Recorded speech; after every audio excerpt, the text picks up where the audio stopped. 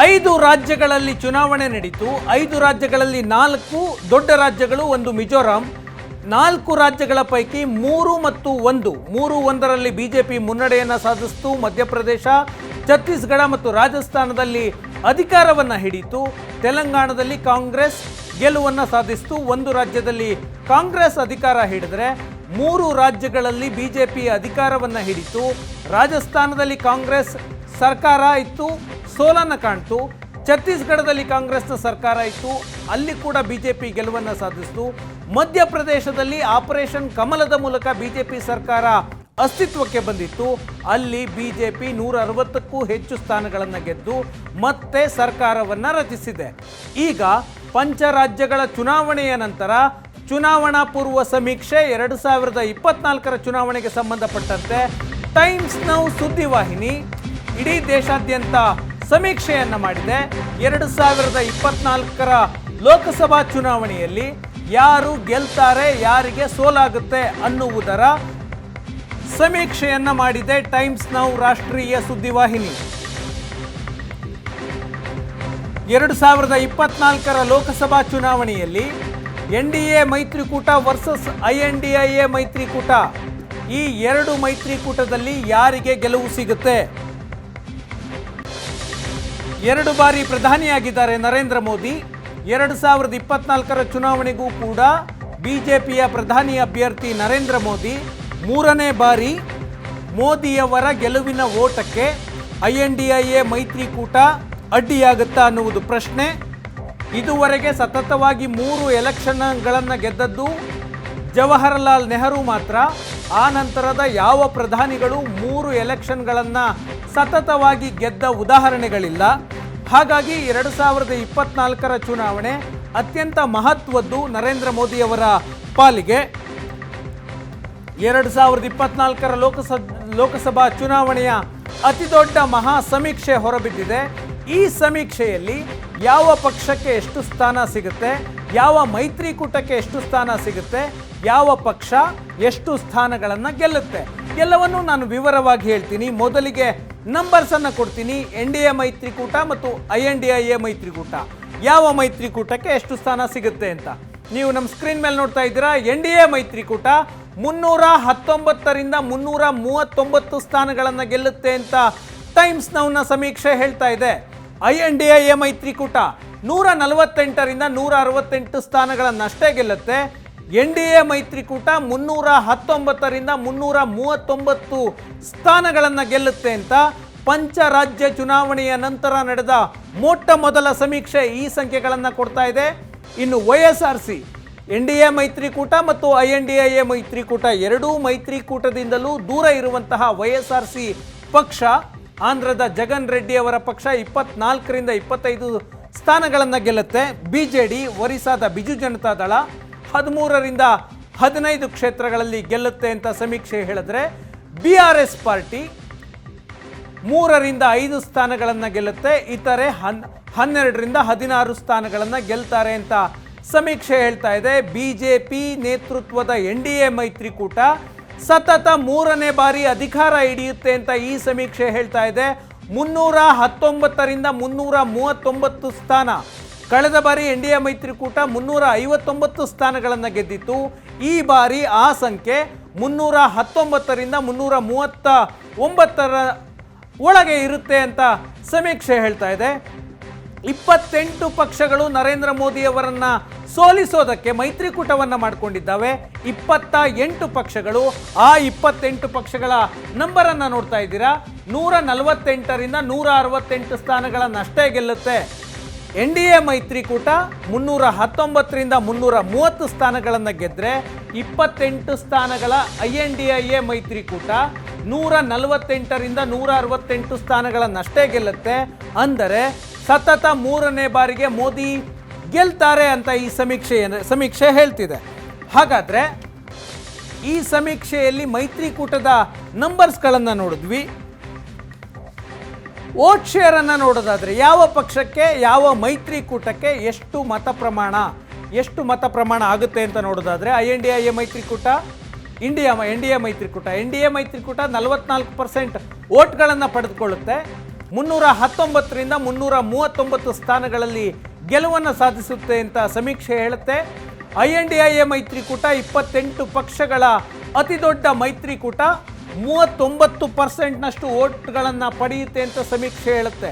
ನೀವು NDA ಮೈತ್ರಿಕೂಟ ಮತ್ತು INDA ಎರಡನ್ನೂ ನೋಡಿದರೆ ಕೇವಲ 5%ನಷ್ಟು ಮತಗಳ ಅಂತರ ಅಷ್ಟೇ ಇದೆ. ಆದರೆ ಸ್ಥಾನಗಳ ಅಂತರ ನೋಡಿದ್ರೆ ಡಬಲ್ ಇದೆ. 44% ಓಟು ತೆಗೆದುಕೊಳ್ಳುವಂತಹ NDA ಮೈತ್ರಿಕೂಟ 319ರಿಂದ 339 ಸ್ಥಾನಗಳಲ್ಲಿ ಗೆಲ್ಲುತ್ತೆ.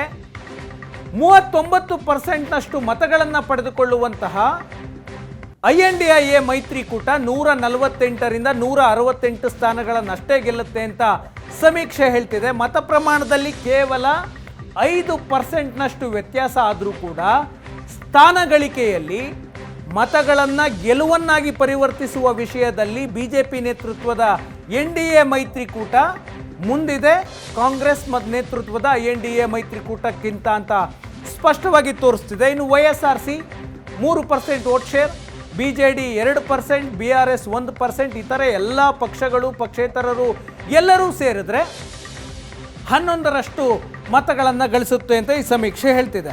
ಹಾಗಾದರೆ ಪಕ್ಷವಾರು ಯಾವ ಪಕ್ಷ ಎಷ್ಟು ಮತಗಳನ್ನು ಪಡೆಯುತ್ತೆ, BJP ಕಾಂಗ್ರೆಸ್ ಸೇರಿದಂತೆ ಪಕ್ಷವಾರು ಬಲಾಬಲ ಎಷ್ಟಿದೆ ಅನ್ನೋದನ್ನು ನೋಡೋದಾದರೆ BJP 308ರಿಂದ 328 ಸ್ಥಾನಗಳನ್ನು ಏಕಾಂಗಿಯಾಗಿ ಗೆಲ್ಲುತ್ತೆ ಅಂತ ಈ ಸಮೀಕ್ಷೆ ಹೇಳ್ತಿದೆ. BJP 308ರಿಂದ 328 ಸ್ಥಾನಗಳಲ್ಲಿ ಗೆಲುವನ್ನು ಸಾಧಿಸುತ್ತೆ ಅಂತ. ಕಳೆದ ಬಾರಿ BJP 303 ಸ್ಥಾನಗಳನ್ನು ಗೆದ್ದಿತ್ತು. ಈ ಬಾರಿ BJPಯ ಸಂಖ್ಯೆ 308ರಿಂದ 328.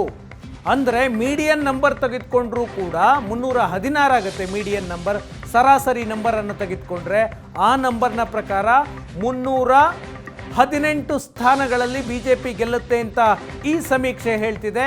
ಕಾಂಗ್ರೆಸ್ 52ರಿಂದ 72 ಸ್ಥಾನಗಳನ್ನು ಗೆಲ್ಲುತ್ತೆ ಅಂತ ಸಮೀಕ್ಷೆ ಹೇಳ್ತಿದೆ. ಕಾಂಗ್ರೆಸ್ ಈ ಬಾರಿಯೂ ಕೂಡ 100 ಸ್ಥಾನಗಳನ್ನು ಮುಟ್ಟೋದಿಲ್ಲ ಅಂತ ಈ ಟೈಮ್ಸ್ ನೌನ ಸಮೀಕ್ಷೆ ಹೇಳ್ತಾ ಇದೆ. YRS ಮೂರನೇ ಅತಿ ದೊಡ್ಡ ಪಕ್ಷ 24ರಿಂದ 25 ಸ್ಥಾನ.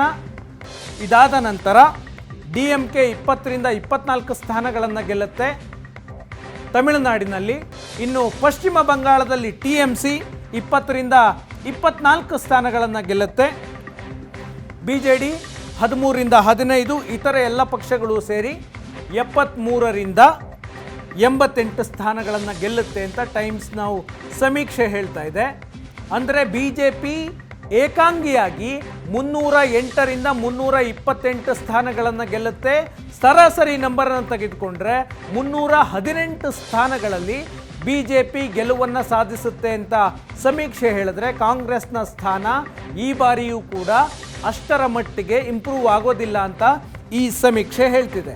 ನಾವು ಕಳೆದ 2 ವರ್ಷಗಳಿಗೆ 2-3 ಎಲೆಕ್ಷನ್ಗಳಿಗೆ ಕಂಪೇರನ್ನು ಮಾಡಿ ನೋಡೋದಾದರೆ ಕಾಂಗ್ರೆಸ್ ಮತ್ತು BJPಯ ಎಲೆಕ್ಷನ್ ಪರ್ಫಾರ್ಮೆನ್ಸ್ ಹೇಗಿದೆ ಅನ್ನೋದನ್ನು ಕಂಪೇರ್ ಮಾಡಿ ನೋಡೋದಾದರೆ 2024 ಈ ಬಾರಿ BJP 308ರಿಂದ 328 ಸ್ಥಾನವನ್ನು ಗೆಲ್ಲುತ್ತೆ ಅಂತ ಸಮೀಕ್ಷೆ ಹೇಳಿದೆ. ಕಾಂಗ್ರೆಸ್ 52ರಿಂದ 72. 2019ರಲ್ಲಿ BJP 303 ಸ್ಥಾನಗಳನ್ನು ಗೆದ್ದಿತ್ತು ಏಕಾಂಗಿಯಾಗಿ. ಕಾಂಗ್ರೆಸ್ನ ಸಂಖ್ಯೆ 52 ಇತ್ತು. 14ಕ್ಕೆ ಹೋದರೆ 282 ಸ್ಥಾನಗಳನ್ನು ಗೆದ್ದಿತ್ತು BJP. ಕಾಂಗ್ರೆಸ್ 44 ಸ್ಥಾನ. ಕಾಂಗ್ರೆಸ್ನ ಗೆದ್ದ ಕ್ಷೇತ್ರಗಳು 2014ರಲ್ಲಿ 44 ಇದ್ದರೆ ಅದು 2019ಕ್ಕೆ 52 ಆಗುತ್ತೆ. ಈ ಬಾರಿ ಆ ಸಂಖ್ಯೆ 52ರಿಂದ 72 ಆಗಬಹುದು ಅಂತ ಸಮೀಕ್ಷೆ ಹೇಳ್ತಿದೆ. BJPಯ ಸಂಖ್ಯೆ 282ರಿಂದ 303 ಆಗಿತ್ತು 2019ರಲ್ಲಿ. ಆ ಸಂಖ್ಯೆ 2029ಕ್ಕೆ 308ರಿಂದ 328 ಆಗುತ್ತೆ ಅಂತ ಈ ಟೈಮ್ಸ್ ನೌನ ಸಮೀಕ್ಷೆ ಹೇಳ್ತಿದೆ. ಈಗ ಯಾವ ರಾಜ್ಯಗಳು ಅಧಿಕಾರವನ್ನು ನಿರ್ಧಾರ ಮಾಡುತ್ತವೆ, ದೆಹಲಿಯಲ್ಲಿ ಅಧಿಕಾರ ಹಿಡಿಯಬೇಕು ಅಂತಂದರೆ ಒಂದಷ್ಟು ದೊಡ್ಡ ರಾಜ್ಯಗಳು ನಿರ್ಧಾರ ಮಾಡುತ್ತವೆ ಯಾವ ಪಕ್ಷ ಅಧಿಕಾರ ಹಿಡಿಯುತ್ತೆ ಅಂತ. ಆ ರಾಜ್ಯಗಳನ್ನು ನೋಡ್ಕೊಂಡು ಬರೋಣ. ಮೊದಲಿಗೆ ಉತ್ತರ ಪ್ರದೇಶ. ದೆಹಲಿಯ ಗದ್ದುಗೆ ಉತ್ತರ ಪ್ರದೇಶದ ಮೂಲಕ ಹಾದು ಹೋಗುತ್ತೆ ಅನ್ನುವಂತಹ ಮಾತಿದೆ. ಆ ರಾಜ್ಯದಲ್ಲಿ ಯಾರು ಎಷ್ಟು ಗೆಲ್ತಾರೆ? ಮೊದಲಿಗೆ ಉತ್ತರ ಪ್ರದೇಶ 80 ಕ್ಷೇತ್ರ ಇದೆ.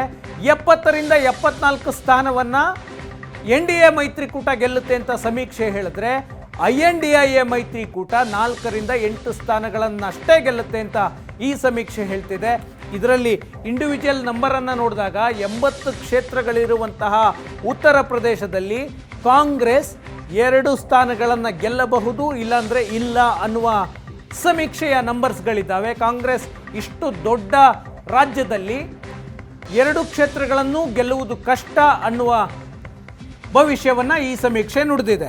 ಇನ್ನು ಮಹಾರಾಷ್ಟ್ರ 48 ಕ್ಷೇತ್ರಗಳಿರುವಂತಹ 2ನೇ ದೊಡ್ಡ ರಾಜ್ಯ. ಅಲ್ಲಿ 27ರಿಂದ 31 ಸ್ಥಾನಗಳನ್ನು NDA ಮೈತ್ರಿಕೂಟ ಗೆದ್ದರೆ INDIA ಮೈತ್ರಿಕೂಟ 16ರಿಂದ 20 ಸ್ಥಾನಗಳನ್ನು ಗೆಲ್ಲುತ್ತೆ ಅಂತ ಈ ಸಮೀಕ್ಷೆ ಹೇಳ್ತಿದೆ. ಇನ್ನು ಪಶ್ಚಿಮ ಬಂಗಾಳ 42 ಕ್ಷೇತ್ರಗಳಿರುವಂತಹ 3ನೇ ಅತಿ ದೊಡ್ಡ ರಾಜ್ಯ. ಇಲ್ಲಿ 17ರಿಂದ 19 ಸ್ಥಾನಗಳನ್ನು BJP ನೇತೃತ್ವದ ಮೈತ್ರಿಕೂಟ ಗೆಲ್ಲುತ್ತೆ ಅಂತ ಸಮೀಕ್ಷೆ ಹೇಳ್ತಿದೆ. ಕಳೆದ ಬಾರಿ 18 ಸ್ಥಾನಗಳನ್ನು ಗೆದ್ದಿತ್ತು BJP. ಈ ಬಾರಿಯೂ ಅದೇ ಸಂಖ್ಯೆ ಇರುತ್ತೆ ಅಂತ ಸಮೀಕ್ಷೆ ಹೇಳಿದ್ರೆ INDIA ಮೈತ್ರಿಕೂಟದ TMC 20ರಿಂದ 24 ಸ್ಥಾನಗಳನ್ನು ಅಲ್ಲಿ ಗೆಲ್ಲುತ್ತೆ ಅಂತ ಸಮೀಕ್ಷೆ ಹೇಳ್ತಿದೆ. ಬಿಹಾರ ಮತ್ತೊಂದು ದೊಡ್ಡ ರಾಜ್ಯ, 40 ಕ್ಷೇತ್ರಗಳಿರುವಂತಹ ರಾಜ್ಯ. ಅಲ್ಲಿ ಇಂಡಿಯಾ ಮೈತ್ರಿಕೂಟಕ್ಕೆ ಸ್ವಲ್ಪ ಬಲ ಇದೆ. ಪಶ್ಚಿಮ ಬಂಗಾಳವನ್ನು ಬಿಟ್ಟರೆ ಪಶ್ಚಿಮ ಬಂಗಾಳ ಮತ್ತು ಮಹಾರಾಷ್ಟ್ರದಲ್ಲಿ ಇಂಡಿಯಾ ಮೈತ್ರಿಕೂಟಕ್ಕೆ ಸ್ವಲ್ಪ ನಂಬರ್ಸ್ಗಳು ಬರುತ್ತವೆ. ಬಿಹಾರದಲ್ಲಿ NDA ಮೈತ್ರಿಕೂಟ 22ರಿಂದ 24 ಸ್ಥಾನಗಳನ್ನು ಗೆಲ್ಲುತ್ತೆ ಅಂತ ಸಮೀಕ್ಷೆ ಹೇಳಿದ್ರೆ INDIA ಮೈತ್ರಿಕೂಟಕ್ಕೆ 15ರಿಂದ 17 ಸ್ಥಾನಗಳನ್ನು ಸಿಗುತ್ತೆ ಅಂತ. ಅಲ್ಲಿ JDU ಇದೆ. JDU ಜೊತೆಗೆ ಮೈತ್ರಿಕೂಟದ ಪಕ್ಷವಾಗಿರುವಂತಹ ಜನತಾದಳ, ಲಾಲು ಪ್ರಸಾದ್ ಯಾದವ್ ಅವರ ಜನತಾದಳ ಇದೆ. ಅವರ ಪಕ್ಷ ಎರಡೂ ಸೇರಿಕೊಂಡು ಕಾಂಗ್ರೆಸ್ ಸೇರಿ 3 ಪಕ್ಷಗಳು ಮತ್ತು ಇತರ ಸಣ್ಣ ಪುಟ್ಟ ಪಕ್ಷಗಳೆಲ್ಲವೂ ಸೇರಿ 15ರಿಂದ 17 ಸ್ಥಾನಗಳನ್ನು ಗೆಲ್ಲುತ್ತೆ ಅಂತ ಸಮೀಕ್ಷೆ ಹೇಳ್ತಿದೆ. ಇನ್ನು ತಮಿಳುನಾಡು INDIA ಮೈತ್ರಿಕೂಟಕ್ಕೆ ಪ್ರಮುಖ ರಾಜ್ಯ. 39 ಕಾನ್ಸ್ಟಿಟ್ಯೂಯೆನ್ಸಿ ಬರುತ್ತವೆ ತಮಿಳುನಾಡಿನಲ್ಲಿ. NDA ಮೈತ್ರಿಕೂಟ 1 ಕ್ಷೇತ್ರಗಳಲ್ಲಿ ಗೆದ್ದರೆ ಗೆಲ್ಲಬಹುದು, ಇಲ್ಲವಾದರೆ ಇಲ್ಲ. 30ರಿಂದ 36 ಸ್ಥಾನಗಳನ್ನು INDIA ಮೈತ್ರಿಕೂಟ ಗೆಲ್ಲುತ್ತೆ ಅಂತ ಈ ಸಮೀಕ್ಷೆ ಹೇಳ್ತಿದೆ. ಮತ್ತೊಂದು ರಾಜ್ಯ ಮಧ್ಯಪ್ರದೇಶ. ಇತ್ತೀಚೆಗಷ್ಟೇ ಚುನಾವಣೆಯಲ್ಲಿ BJP ಗೆಲುವನ್ನು ಸಾಧಿಸಿದೆ. 29 ಕ್ಷೇತ್ರಗಳು ಬರುತ್ತವೆ. 27ರಿಂದ 29 ಸ್ಥಾನಗಳನ್ನು NDA ಗೆಲ್ಲಬಹುದು ಅಂತ ಸಮೀಕ್ಷೆ ಹೇಳುತ್ತೆ. ಕಳೆದ ಬಾರಿ 28 ಸ್ಥಾನಗಳನ್ನು BJP ಗೆದ್ದಿತ್ತು. ಈ ಬಾರಿಯೂ ಕೂಡ ಅದೇ ರಿಸಲ್ಟ್ ಪುನರಾವರ್ತನೆಯಾಗುತ್ತೆ ಅಂತ ಸಮೀಕ್ಷೆ ಹೇಳ್ತಿದೆ. ಇನ್ನು ಗುಜರಾತ್, ನರೇಂದ್ರ ಮೋದಿಯವರ ತವರು ರಾಜ್ಯ, 26 ಕಾನ್ಸ್ಟಿಟ್ಯೂನ್ಸಿಗೆ 26 ಕೂಡ BJP ಗೆಲ್ಲುತ್ತೆ ಅಂತ ಸಮೀಕ್ಷೆ ಹೇಳ್ತಿದೆ. ಕಳೆದ ಬಾರಿಯೂ ಕೂಡ ಅದೇ ರಿಸಲ್ಟ್ ಬಂದಿತ್ತು. ರಾಜಸ್ಥಾನ 25 ಕ್ಷೇತ್ರಗಳಿರುವಂತಹ ರಾಜ್ಯ. 25ರಲ್ಲಿ 24ರಿಂದ 25 ಗೆಲ್ಲಬಹುದು BJP ಅಂತ ಹೇಳ್ತಿದೆ. 0ರಿಂದ 1 ಕ್ಷೇತ್ರವನ್ನು ಗೆಲ್ಲಬಹುದು, ಇಲ್ಲವಾದರೆ ಇಲ್ಲ. ಕಳೆದ ಬಾರಿಯೂ ಸೇಮ್ ರಿಸಲ್ಟ್ ಇತ್ತು ರಾಜಸ್ಥಾನದಲ್ಲಿ. ಇನ್ನು INDIA ಮೈತ್ರಿಕೂಟಕ್ಕೆ ಮತ್ತೊಂದು ರಾಜ್ಯ ಇಂಪಾರ್ಟೆಂಟು, ಕೇರಳ. 20 ಕ್ಷೇತ್ರಗಳಲ್ಲಿರುವಂತಹ ರಾಜ್ಯ. ಇಲ್ಲಿ BJP 1 ಸ್ಥಾನವನ್ನು ಗೆದ್ದರೆ ಗೆಲ್ಲಬಹುದು, ಇಲ್ಲವಾದರೆ ಇಲ್ಲ ಅನ್ನುವಂತಹ ಸ್ಥಿತಿ ಇದೆ. ಇಲ್ಲಿ INDIA ಮೈತ್ರಿಕೂಟ 14ರಿಂದ 18 ಸ್ಥಾನಗಳನ್ನು ಗೆಲ್ಲುತ್ತೆ. INDIA ಮೈತ್ರಿಕೂಟದ ಈಗಿರುವ ಎಲ್ಲ ಪಕ್ಷಗಳು ಒಟ್ಟಾಗಿ ಚುನಾವಣೆಯನ್ನು ಎದುರಿಸಿದರೆ ಈ ಅಂಕಿ ಸಂಖ್ಯೆಗಳು ಬರುತ್ತವೆ ಅಂತ. ಈ ಮೈತ್ರಿಕೂಟ ಎಲ್ಲಿಯವರೆಗೂ ಒಗ್ಗಟ್ಟನ್ನು ಕಾಯ್ದುಕೊಳ್ಳುತ್ತವೋ ಅದರ ಮೇಲೆ ನಂಬರ್ಸ್ಗಳು ವೇರಿ ಆಗಬಹುದು. ಇನ್ನು 2024ರ ಲೋಕಸಭಾ ಚುನಾವಣೆಯಲ್ಲಿ ಕರ್ನಾಟಕದಲ್ಲಿ ಯಾರು ಎಷ್ಟು ಸ್ಥಾನಗಳನ್ನು ಗೆಲ್ತಾರೆ ಅನ್ನುವುದು ಅತ್ಯಂತ ಕುತೂಹಲದ ವಿಚಾರ. ಯಾಕಂದರೆ ಕಳೆದ ಬಾರಿ BJP 25 ಕ್ಷೇತ್ರಗಳಲ್ಲಿ ಗೆಲುವನ್ನು ಸಾಧಿಸಿತ್ತು. ಹಾಗಾದರೆ ಈ ಬಾರಿ ಯಾರು ಎಷ್ಟು ಸ್ಥಾನಗಳನ್ನು ಗೆಲ್ತಾರೆ?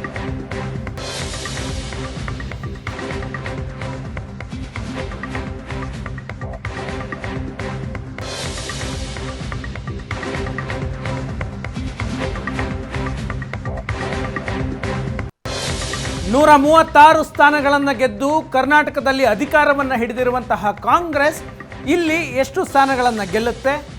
BJP ಚುನಾವಣೆಯಲ್ಲಿ ಸೋತಿದೆ. ರಾಜ್ಯ ವಿಧಾನಸಭಾ ಚುನಾವಣೆಯಲ್ಲಿ BJPಗೆ ಎಷ್ಟು ಸ್ಥಾನ ಬರುತ್ತೆ? ನಾನು ನಂಬರ್ಸನ್ನು ಕೊಟ್ಬಿಡ್ತೀನಿ. ಕರ್ನಾಟಕದ ನಂಬರ್ಸನ್ನು ನಿಮ್ಮ ಸ್ಕ್ರೀನ್ ಮೇಲೆ ಈಗ ನೋಡ್ಬೋದು. ಕರ್ನಾಟಕದಲ್ಲಿ BJP ಕರ್ನಾಟಕದಲ್ಲಿ ಬಿಜೆಪಿ 20ರಿಂದ 22 ಸ್ಥಾನಗಳನ್ನು ಗೆಲ್ಲುತ್ತೆ ಅಂತ ಸಮೀಕ್ಷೆ ಹೇಳ್ತಿದೆ. ಒಟ್ಟು 28 ಲೋಕಸಭಾ ಕ್ಷೇತ್ರಗಳಿವೆ ಕರ್ನಾಟಕದಲ್ಲಿ. ಅದರಲ್ಲಿ 20ರಿಂದ 22 ಸ್ಥಾನಗಳನ್ನು ಬಿಜೆಪಿ ಗೆಲ್ಲುತ್ತೆ ಅಂತ ಸಮೀಕ್ಷೆ ಹೇಳ್ತಿದೆ. ಕಾಂಗ್ರೆಸ್ 6ರಿಂದ 8 ಸ್ಥಾನ, JDS 0. ಮೈತ್ರಿಯಾಗಿದೆ ಬಿಜೆಪಿ ಮತ್ತು JDSನ ಮಧ್ಯೆ. ಆ ಮೈತ್ರಿಯನ್ನು ಟೈಮ್ಸ್ ನೌ ಸಮೀಕ್ಷೆ ಮಾಡಿದಂತಹ ತಂಡ ಪರಿಗಣನೆ ಮಾಡಿಲ್ಲ. ಬಿಜೆಪಿ ಮತ್ತು JDS ಎಷ್ಟು ಸ್ಥಾನಗಳನ್ನು ಗೆಲ್ಲುತ್ತೆ ಅಂತ ಪ್ರತ್ಯೇಕವಾಗಿ ನಂಬರ್ಸನ್ನು ಕೊಟ್ಟಿದ್ದಾರೆ. ಈಗ ಕರ್ನಾಟಕದಲ್ಲಿ 20ರಿಂದ 22 ಸ್ಥಾನವನ್ನು ಬಿಜೆಪಿ ಗೆದ್ದು ಕಾಂಗ್ರೆಸ್ 6ರಿಂದ 8 ಸ್ಥಾನಗಳನ್ನು ಗೆಲ್ಲುತ್ತೆ ಅಂತ ಸಮೀಕ್ಷೆ ಹೇಳ್ತಿದೆ. ಹಾಗಾದರೆ ಯಾವ ಪಕ್ಷಕ್ಕೆ ಎಷ್ಟು ಮತ ಸಿಗುತ್ತೆ ಅನ್ನೋದನ್ನು ನೋಡೋಣ. ಬಿಜೆಪಿ 48%ನಷ್ಟು ಮತಗಳನ್ನು ಪಡೆಯುತ್ತೆ ಕರ್ನಾಟಕದ ಲೋಕಸಭಾ ಚುನಾವಣೆಯಲ್ಲಿ ಅಂತ ಈ ಸಮೀಕ್ಷೆ ಹೇಳ್ತಿದೆ. 20ರಿಂದ 22 ಸ್ಥಾನ. ಕಾಂಗ್ರೆಸ್ 42%ನಷ್ಟು ಮತಗಳನ್ನು ಪಡೆದರೆ, ಆದರೆ ಸ್ಥಾನಗಳ ಸಂಖ್ಯೆ ಕೇವಲ 6ರಿಂದ 8.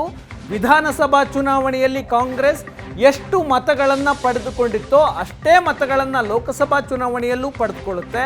ಆದರೆ ಸ್ಥಾನಗಳ ಸಂಖ್ಯೆ 6ರಿಂದ 8 ಲಿಮಿಟ್ ಆಗುತ್ತೆ.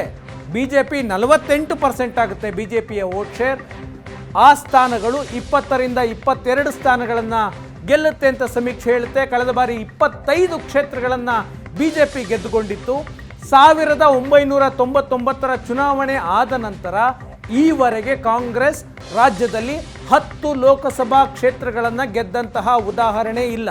ನಿರಂತರವಾಗಿ 5 ಚುನಾವಣೆಗಳಲ್ಲಿ 1999ರ ನಂತರ ನಡೆದಂತಹ 5 ಚುನಾವಣೆಗಳಲ್ಲಿ ಬಿಜೆಪಿ ನಿರಂತರವಾಗಿ ಗೆದ್ದುಕೊಂಡು ಬರ್ತಾ ಇದೆ. ಹೆಚ್ಚು ಸ್ಥಾನಗಳನ್ನು JDS 7%ನಷ್ಟು ಮತಗಳನ್ನು ಪಡೆಯಬಹುದು, ಸ್ಥಾನಗಳನ್ನು ಗೆಲ್ಲೋದಿಲ್ಲ ಅಂತ ಸಮೀಕ್ಷೆ ಹೇಳ್ತಿದೆ. ಇತರೆ 3%. JDS 7% ಮತಗಳನ್ನು ಪಡೆದರೆ, JDSನ 7% ಮತ್ತು ಮೈತ್ರಿಯ ಲೆಕ್ಕ ಹಾಕ್ಕೊಂಡ್ರೆ 48% ಬಿಜೆಪಿಯ ವೋಟ್ ಶೇರ್ ಎರಡೂ ಸೇರಿಳಿದ್ರೆ 55%ನಷ್ಟು NDA ಮತ ಆಗುತ್ತೆ ಅಂತ ಸಮೀಕ್ಷೆ ಹೇಳುತ್ತೆ. ಆದರೆ ಇವರು ಪ್ರತ್ಯೇಕವಾಗಿ ಮೈತ್ರಿಯನ್ನು ಪರಿಗಣಿಸದೆ ಸಮೀಕ್ಷೆಯನ್ನು ಮಾಡಿದ್ದಾರೆ. ಈಗ ಕಂಪೇರನ್ನು ನೋಡೋದಾದರೆ ಕಳೆದ ಬಾರಿಯ ಚುನಾವಣೆಗೂ ಈ ಬಾರಿಯ ಚುನಾವಣೆಗೂ ವೋಟ್ ಶೇರ್ ಮತ್ತು ಸೀಟ್ ಶೇರನ್ನು ನೋಡೋದಾದರೆ ಬಿಜೆಪಿ ಕಳೆದ ಬಾರಿ 25 ಸ್ಥಾನಗಳಲ್ಲಿ ಗೆದ್ದಿತ್ತು. ಬಿಜೆಪಿಯ ವೋಟ್ ಶೇರ್ 51%ನಷ್ಟಿತ್ತು ಕಳೆದ ಬಾರಿ. ಈ ಬಾರಿ 20ರಿಂದ 22 ಸ್ಥಾನಗಳನ್ನು ಗೆಲ್ಲುತ್ತೆ. ವೋಟ್ ಶೇರ್ ಕಳೆದ ಬಾರಿಗೆ ಕಂಪೇರ್ ಮಾಡಿದ್ರೆ 3%ನಷ್ಟು ಮತಗಳು ಬಿಜೆಪಿಗೆ ಕಡಿಮೆ ಆಗುತ್ತೆ ಅಂತ ಸಮೀಕ್ಷೆ ಹೇಳ್ತದೆ. ಬಿಕಾಸ್ ಕರ್ನಾಟಕದಲ್ಲಿ ಕಾಂಗ್ರೆಸ್ನ ಸರ್ಕಾರ ಇದೆ. ಕಳೆದ ಬಾರಿ ಮೈತ್ರಿಕೂಟದ ಸರ್ಕಾರ ಇತ್ತು. ಬಿಜೆಪಿ, ಕಾಂಗ್ರೆಸ್ ಮತ್ತು JDSನ ಸರ್ಕಾರ ಇತ್ತು 2019ರಲ್ಲಿ ಚುನಾವಣೆ ನಡೆದಾಗ. ಕಾಂಗ್ರೆಸ್ನ ವೋಟ್ ಶೇರ್ ಕಳೆದ ಚುನಾವಣೆಗೆ ಹೋಲಿಸಿದರೆ ಈ ಬಾರಿ ಗಣನೀಯವಾಗಿ ಹೆಚ್ಚಾಗುತ್ತೆ ಅಂತ ಸಮೀಕ್ಷೆ ಹೇಳ್ತಿದೆ. ಕಳೆದ ಬಾರಿ 32%ನಷ್ಟು ವೋಟ್ ಶೇರ್ ಇದು ಮತಗಳನ್ನು ಪಡೆದುಕೊಂಡಿತ್ತು ಕಾಂಗ್ರೆಸ್. ಈ ಬಾರಿ ಆ ಮತ 10%ನಷ್ಟು ಹೆಚ್ಚಾಗುತ್ತೆ. ಆದರೆ ಸ್ಥಾನಗಳ ಸಂಖ್ಯೆ ಕಳೆದ ಬಾರಿ 1 ಇತ್ತು, ಈ ಬಾರಿ 6ರಿಂದ 8 ಸ್ಥಾನಗಳನ್ನು ಗೆಲ್ಲಬಹುದು ಅಂತ. ಕಳೆದ ಬಾರಿಗೆ ಕಂಪೇರ್ ಮಾಡಿದ್ರೆ ಕಾಂಗ್ರೆಸ್ ಸಾಧನೆ ಉತ್ತಮ ಅನಿಸುತ್ತೆ. ಆದರೆ ರಾಜ್ಯದಲ್ಲಿ ಸರ್ಕಾರವನ್ನೇ ಕಾಂಗ್ರೆಸ್ ಮಾಡಿದೆ, ಆದರೂ ಕೂಡ ಲೋಕಸಭೆಯಲ್ಲಿ ಅದರ ಪರಿಣಾಮ ಅಷ್ಟಾಗಿ ಆಗೋದಿಲ್ಲ ಅಂತ ಸಮೀಕ್ಷೆ ಹೇಳುತ್ತೆ. JDS ಕಳೆದ ಬಾರಿ 1 ಸ್ಥಾನವನ್ನು ಗೆದ್ದಿತ್ತು, ಅದು ಹಾಸನದ ಪ್ರಜ್ವಲ್ ರೇವಣ್ಣ. ಈ ಬಾರಿ 1 ಸ್ಥಾನವನ್ನು ಗೆಲ್ಲಲ್ಲ ಅಂತ ಸಮೀಕ್ಷೆ ಹೇಳ್ತಿದೆ. ಇದು ಮೈತ್ರಿಕೂಟವನ್ನು ಪರಿಗಣಿಸದೆ ಮಾಡಿರುವಂತಹ ಸಮೀಕ್ಷೆ. ಹಾಗಾಗಿ 7% ಮತಗಳನ್ನು ಪಡೆದರೂ ಕೂಡ 1 ಸ್ಥಾನವನ್ನು ಗೆಲ್ಲೋದಿಲ್ಲ ಅಂತ ಸಮೀಕ್ಷೆ ಹೇಳುತ್ತೆ. ಕಳೆದ ಬಾರಿ 10ರಷ್ಟು ವೋಟ್ಗಳನ್ನು ಪಡೆದಿದ್ರು. ಇತರೆ 7% ಕಳೆದ ಬಾರಿ ಸುಮಲತಾ ಗೆದ್ದಿದ್ರು. ಈ ಬಾರಿ 3% ಆಗುತ್ತೆ ಅಂತ ಈ ಸಮೀಕ್ಷೆ ಹೇಳ್ತಿದೆ. ಇದಿಷ್ಟು ಟೈಮ್ಸ್ ನೌ ನಡೆಸಿರುವಂತಹ ಸಮೀಕ್ಷೆ 2024ರ ಚುನಾವಣೆಗೆ ಸಂಬಂಧಪಟ್ಟಂತೆ.